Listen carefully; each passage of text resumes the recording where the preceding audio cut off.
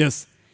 ഇപ്പോൾ കുമ്മനം രാജശേഖരൻ സന്നിധാനത്ത് മാധ്യമങ്ങളെ കാണുകയാണ്. തത്സമയം ശ്രദ്ധ നൽകിക്കൊണ്ട് സത്വര നടപടികൾ സ്വീകരിച്ചെങ്കിൽ മാത്രമേ ഭക്തജനങ്ങൾക്ക് സുഗമമായ ദർശനവും തീർത്ഥാടനവും നടത്താൻ കഴിയുള്ളൂ.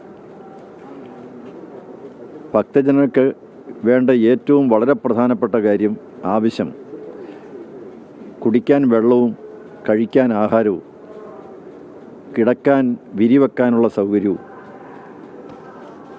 ദർശന സൗകര്യവുമാണ്. ഇത് വളരെ പ്രധാനപ്പെട്ട ഇവിടുത്തെ അയ്യപ്പന്മാരുടെ ആവശ്യമാണ്.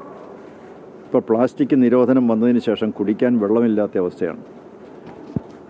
അടിയന്തരമായി പരിഹരിക്കേണ്ട ഒരു ഏറ്റവും മർമ്മപ്രധാനമായ ആവശ്യമാണ്.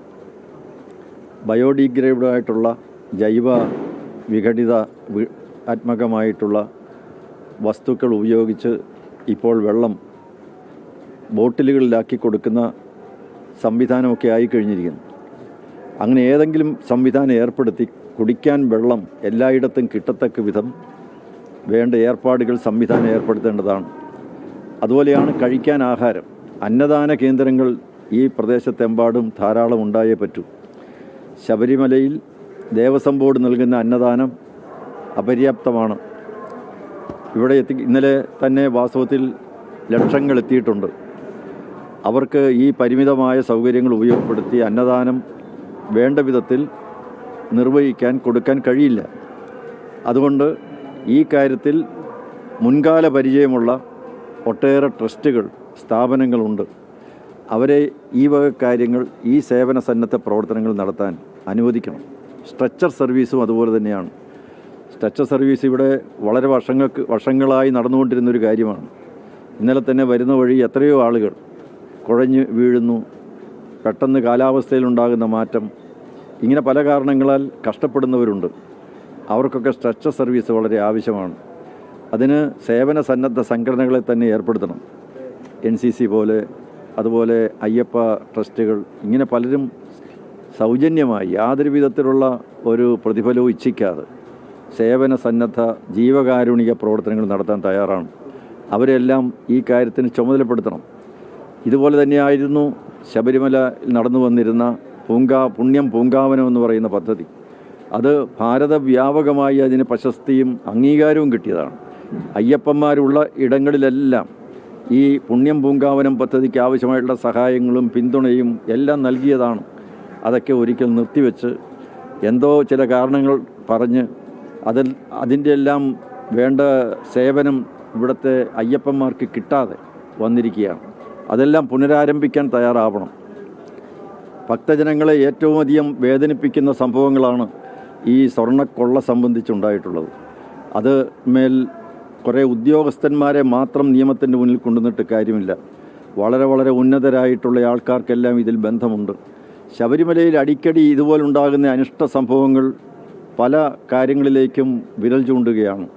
ശബരിമലയുടെ യശസ്സ് നശിപ്പിക്കാൻ, അതുപോലെ തന്നെ അതിൻ്റെ ഖ്യാതിയും സൽപ്പേരും ഒക്കെ ഇല്ലാതാക്കാൻ ചില ശക്തികൾ ഈ ശബരിമലയിൽ പ്രവർത്തിക്കുന്നുണ്ട് എന്നുള്ളത് വളരെ വ്യക്തമായി കഴിഞ്ഞിരിക്കുകയാണ്.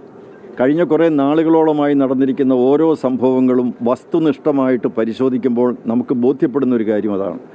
അതുകൊണ്ട് ഭരണകർത്താക്കൾ, ദേവസ്വം ബോർഡ് അധികാരികൾ, സർക്കാർ എല്ലാവരും നിതാന്ത ജാഗ്രതയോടുകൂടി ഈ ശബരിമല ക്ഷേത്രത്തിൻ്റെ സുരക്ഷയ്ക്ക് വേണ്ടി അടിയന്തര നടപടികൾ, ശക്തമായ നടപടികൾ സ്വീകരിച്ചേ മതിയാവുകയുള്ളൂ. ശബരിമലയിൽ കഴിഞ്ഞ കുറേ നാളുകളോളം നടന്നിരിക്കുന്ന പല അശാസ്ത്രീയമായ പ്രവർത്തനങ്ങളുമുണ്ട്. ഇവിടെ ഭസ്മക്കുള നിർമ്മാണം, അതുപോലെ ഈ ക്ഷേത്രവുമായി ബന്ധപ്പെട്ട് നടത്തിയിരിക്കുന്ന പല കാര്യങ്ങളും ക്ഷേത്രവിരുദ്ധമാണ്. അത് മനസ്സിലാക്കാതെ കഴിഞ്ഞ നാളുകളത്രയും നടത്തിയിരിക്കുന്ന പല പ്രവർത്തനങ്ങളെക്കുറിച്ചും വളരെ വ്യക്തമായ, വിശദമായ, വിദഗ്ധമായ അന്വേഷണം നടത്തേണ്ടതാണ്. പുതിയ ദേവസ്വം ബോർഡ് പ്രസിഡന്റ് വളരെ വ്യക്തമായി പറഞ്ഞു, കഴിഞ്ഞ കാലങ്ങളിലെ തെറ്റുകൾ ആവർത്തിക്കില്ല എന്നാണ് പറഞ്ഞത്. അതിൻ്റെ അർത്ഥം ഇന്നലെ വരെ ഇവിടെ നടന്നത് തെറ്റുകളായിരുന്നു എന്നാണ്. ആ തെറ്റുകൾ ചെയ്തവരെ പിടികൂടണം. പുതിയ ദേവസ്വം ബോർഡ് പ്രസിഡന്റ് പോലെ വളരെ വ്യക്തമായി രേഖപ്പെടുത്തിയതാണ്, കഴിഞ്ഞ കാലങ്ങളിൽ ഇവിടെ ഭരിച്ച ദേവസ്വം ബോർഡുകളെല്ലാം തെറ്റ് ചെയ്തവരാണ്. ആ തെറ്റ് ചെയ്തവരെ ഒരിക്കലും രക്ഷപ്പെടാൻ അനുവദിക്കരുത്. അവരെ നിയമത്തിൻ്റെ മുന്നിൽ കൊണ്ടുവരണം. അദ്ദേഹം പറഞ്ഞതിൽ അർത്ഥമുണ്ട്. അത് വെറുതെ അദ്ദേഹം പറയുന്നതല്ല. അദ്ദേഹത്തെ പോലൊരാൾ, ശബരിമലയെക്കുറിച്ച് വളരെ നന്നായിട്ട് അറിയാവുന്ന ഒരാൾ, യാതൊരുവിധ പക്ഷാഭേദങ്ങളുമില്ലാതെ സ്വതന്ത്രമായി ചിന്തിക്കുന്ന ഒരാൾ, അദ്ദേഹം ഇവിടെ ഈ ക്ഷേത്രത്തിൽ തെറ്റുകളായിരുന്നു നടന്നിരുന്നത്, കുഴപ്പങ്ങളെല്ലാം ഉണ്ടായിരുന്നു, ഇനി അത് ആവർത്തിക്കില്ല എന്ന് പറഞ്ഞാൽ ആ കുഴപ്പങ്ങൾ ഉണ്ടാക്കിയവരെ നിയമത്തിന് മുന്നിൽ കൊണ്ടുവരണ്ടേ? ആ തെറ്റ് ചെയ്തവരെ വെറുതെ വിടാൻ പറ്റുമോ? സാധ്യമല്ല. അതുകൊണ്ട് കഴിഞ്ഞ കാലങ്ങളിൽ നടന്നിരിക്കുന്ന പല തെറ്റുകളെയും ചൂണ്ടിക്കാണിച്ച് അതിൻ്റെ ഉള്ളറകളിലേക്ക് കടന്നിറങ്ങി അത് തെറ്റ് ചെയ്തവരെ കണ്ടെത്തേണ്ടത് ആവശ്യമാണ്. അതുപോലെ തന്നെ ഏറ്റവും പ്രധാനപ്പെട്ട ഒരു കാര്യമാണ് ശബരിമല അയ്യപ്പ ഭക്തന്മാരോട് KSRTC കാണിക്കുന്നത് അനീതിയാണ്. വളരെ കൂടുതൽ തുക ഈടാക്കുകയാണ്. നിലയ്ക്കൽ നിന്നും പമ്പ വരെ 50 രൂപ, 150 രൂപ ചെങ്ങന്നൂരിൽ നിന്ന് ഈടാക്കും. ഈ സ്പെഷ്യൽ വണ്ടി എന്നൊക്കെ പറഞ്ഞ് ഓർഡിനറി വണ്ടി ഓടിക്കുകയും വലിയ ചാർജ്, എക്സ്പ്രസിൻ്റെയും സൂപ്പർ ഫാസ്റ്റിൻ്റെയും ഒക്കെ ചാർജ് ഈടാക്കുകയും ഒക്കെ ചെയ്യുന്ന അനീതി എന്തിനാണ്? ഏതായിരുന്നാലും ശബരിമല സീസൺ കാലത്ത് ഇത്രയധികം പണം കിട്ടുന്നുണ്ട്.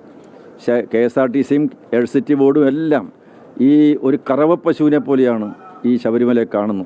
ഊറ്റിയെടുക്കുകയാണ്. വലിയ തുകയാണ്, വലിയ സ്ലാബാണ് KSRTCയുടേത്. എന്തിനാണ് KSEB വലിയ സ്ലാബാണ് ഇട്ടിരിക്കുന്നത്, ഏറ്റവും വലിയ തുകയാണ് ഈടാക്കിക്കൊണ്ടിരിക്കുന്നത്. അതുപോലെ തന്നെ വാട്ടർ അതോറിറ്റി എല്ലാവരും ശബരിമല ചൂഷണം ചെയ്യുകയാണ്. സർക്കാരിനാണെങ്കിൽ ശബരിമല സീസൺ കാലത്ത് 3000 കോടിയോളം രൂപ കിട്ടുന്നുണ്ട്. 20 ലക്ഷം വാഹനങ്ങളാണ് കഴിഞ്ഞ വർഷം വന്നത്.